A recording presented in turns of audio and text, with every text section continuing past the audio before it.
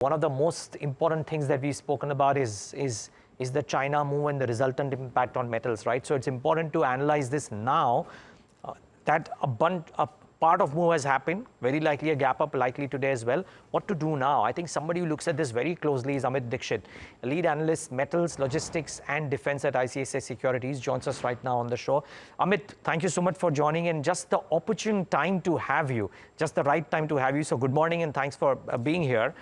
Neeraj here, good morning. How do you think about this, Amit? Because yes, a China move, any kind of move in a market flush with liquidity will see a reaction. We've seen a reaction. Stocks have reacted. Chinese markets have reacted.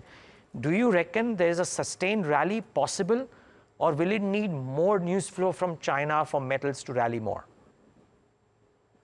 Yeah, good morning. Thanks for having me on the show. So I would like to start by saying that these kind of Chinese moves, have to be seen with a little bit of caution.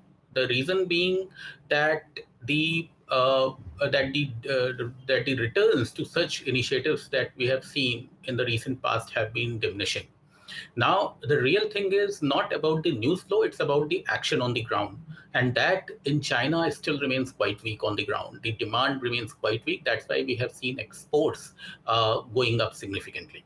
However, having said that, we believe that any such endeavor for rate cuts, easing, or policy accommodation would definitely help steel sector as it has helped in the past.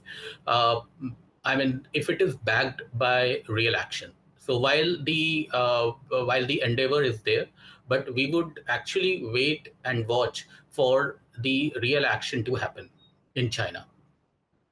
Amit, hi, good morning. Just want to understand from a more specific kind of move, and let's talk a bit about the moves that we've seen in Tata Steel yesterday, in Hindalco, on the Chinese factor. Now you're talking about how this could be more momentary than really having a long-term impact. Do you see that sort of getting penciled in the next few days as far as the stock is concerned? What then would be your best bet from an Indian perspective? What would be the favorites?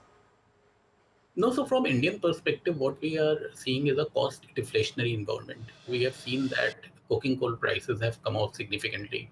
Iron ore prices globally have come off. So therefore, the companies who are having their captive raw material won't be gaining much. In fact, the companies who are exposed to external raw material, such as JSW Steel, JSPL, are the companies in steel space that would have relative advantage because their spreads are unlikely to soften.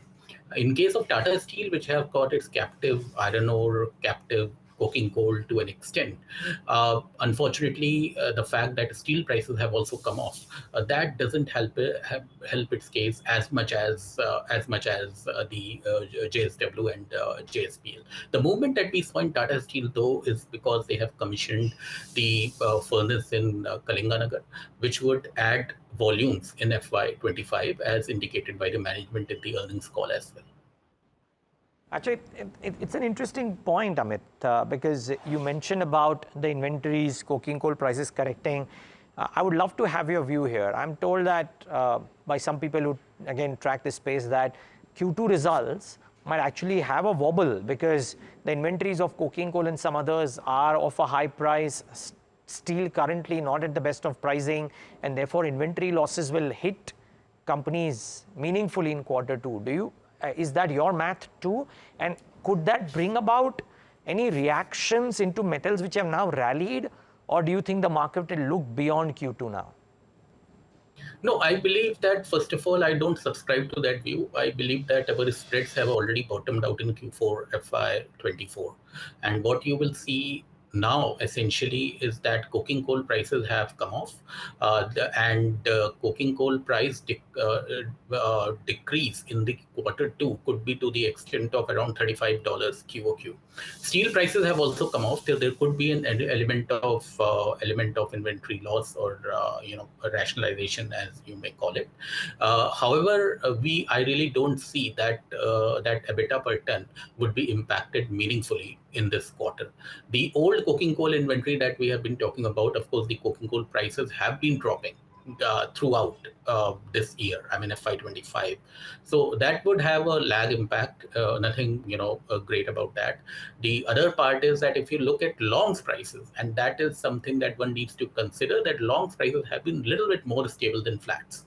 So the companies who are exposed to longs like JSPL, and as well as don't have that much of captive raw material, will be the best ones to gain in this scenario.